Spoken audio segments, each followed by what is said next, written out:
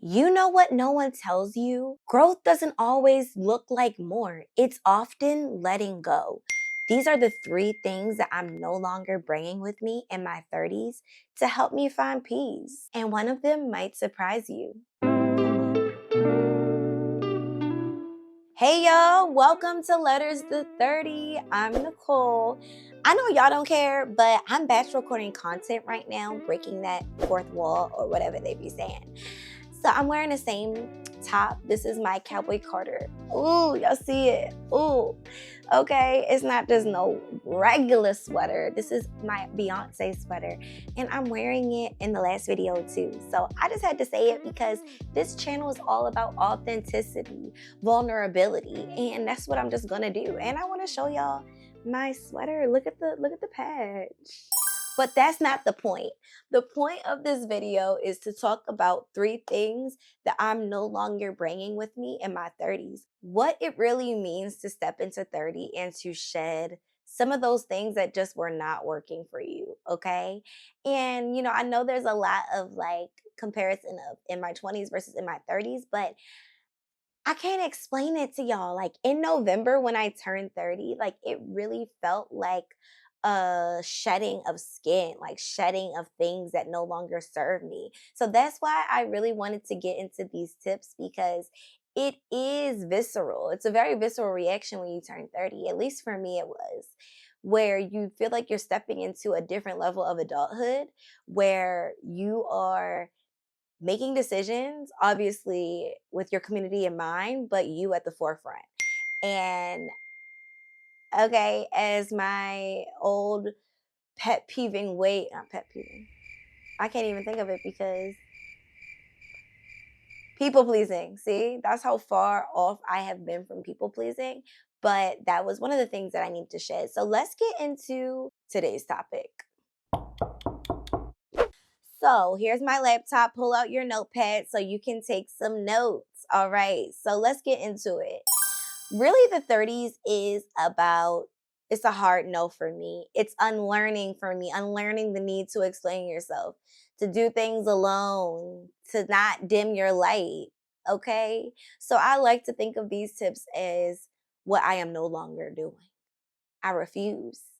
What I refuse to do in my 30s. I am not apologizing for feeling overwhelmed or just needing a minute. Just needing a minute, okay? There is so much going on in our heads all at once, truly. And I am no longer apologizing for reacting and being who I am. I feel like especially for Black women, we are expected to stay firm, and a little bit stoic. If we react with too much emotion, then we are mad. We are not in control of our feelings. No, I spent so much of my life feeling like I had to keep it all together. Keep it all in my head. And that caused a lot of issues for me.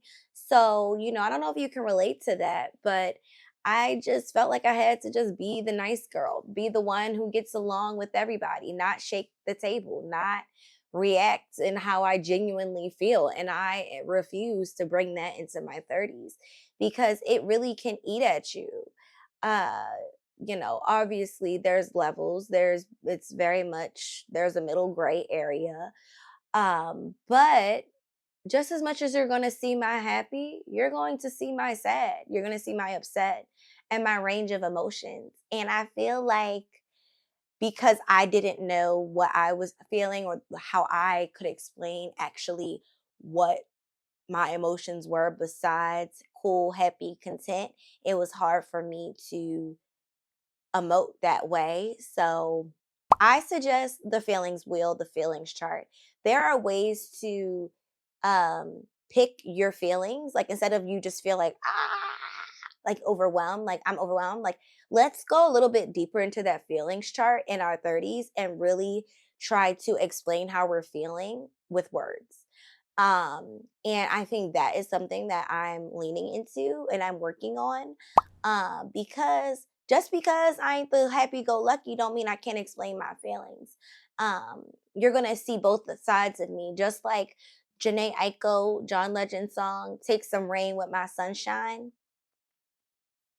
They ate with that. So I think part of that is explaining, putting words to it. So look up feelings wheel. That's something that I did in therapy, and it was so great. Like really picking the emotion that you feel more specifically, and that can help with you no longer apologizing for being overwhelmed or just needing a minute. Not everybody or everything needs a reaction right in the moment. Sit with how you're feeling, sit with those thoughts, and then come back to it. All right, let's get into tip number 2. Yes. All right. I love this tip. I love this tip. I'm done pretending like I don't need anybody. Y'all, this might be an oldest daughter syndrome. I don't know what this is. Speaking things out loud, letting go of things with someone who you trust. If it's a business venture, if it's an emotional conversation, if it's a whatever it is, you have different people that you can go to who you know you can lean on. And it's leaning on people who you know have your best interest at heart.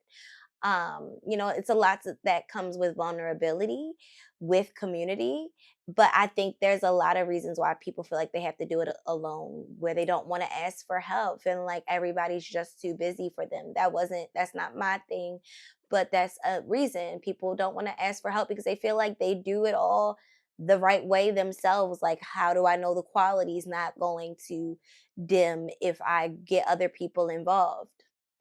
Kind of me. Also, people want to do things alone because they don't know how to ask for help. They maybe don't think that anyone else is going to be as passionate as they are. Regardless of your excuse, your reason, whatever you call it, it's so important to lean into people who support you. And you know who those people are. I feel like a lot of times, whatever you're going through, it seems like you're going through it alone, but there's so many people uh, there's so many people out there who just get it. Tip number 3. This is the best one, y'all. This is the last and the best one for now. And I'm sure others will come up and I can do another video on this. Being proud of myself isn't arrogance. I'm done playing small to be humble. Y'all, I'm reading myself. I am checking myself literally at the door. I am checking myself at the door because this is a read. I am still actively working through this, like truly, because I know the skill that I bring to the table, okay? I know what I bring to the table. I know what I'm cooking up over here. And I always feel like I've been that way because I've leaned into my passions from very early on, and that has really brought me so much confidence in what I do. Not everybody can say that, so I'm very fortunate and blessed to be able to say that. But on the other side of that coin comes with humility that is actually working against me. And I feel like I used to be so proud to be humble. I want people to feel proud of where they are and who they are, but also know you can dream and be whatever you want in life. So I am deciding right here on this lovely evening in July that I am no longer playing small.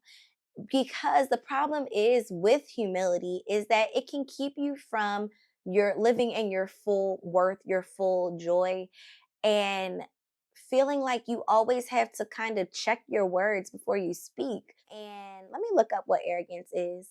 This is what my therapist used to do when I used to use words. She'd be like, "Well, let's look up to see what these words actually mean." So let's look up the definitions of arrogant, confident, cocky, and humble. Yeah, I'm keeping y'all here with me. Like, I thought I was going to end it right there, but you know what? These words matter, and words matter.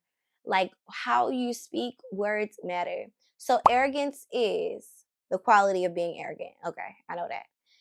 But to break that down is having or revealing an exaggerated sense of one's own importance or ability. Ooh. Yeah. So I use that word right, arrogance, meaning an exaggerated sense of one's own importance. Yeah, that's definitely where I feel like people's detriments, and that's just such a red flag to me. Confident, feeling or showing confidence in oneself. Okay, let's break down confidence because why are y'all always using the word in a definition? The feeling or believing that one can rely on someone or something, firm trust. I have confidence in myself. I trust myself because of my life's experience, who I am, my makeup, and my skills and my experience, if I didn't already say that. So, confidence, yeah, leaning into that one. And last but not least, let's say humble definition. Having or showing a modest or low estimate of one's own importance. Ooh. So when you say I'm humble, you're really saying I am showing a modest or low estimate of my own importance. I hope that unlocks some things right there for y'all because that's real. Okay, that's so real. So I'm no longer using that terminology. All right, I am no longer using humble because that's truly not what it is. Truly, I'm done playing small to be relatable or humble. Please, okay? So I'm gonna just leave it right there because that was such a good one to end on and the one that I'm most actively working on. So I might have to do a few more videos with that because those definitions really just hit. Thank y'all for watching this. As always, go like, comment, and subscribe, and just go check on the videos that you might have missed because I just want to see what y'all are feeling, what y'all aren't feeling, and what type of videos that we need to add to the repertoire. All right. So thank y'all again. I love y'all, and wherever you're watching this, just know I love y'all. Bye.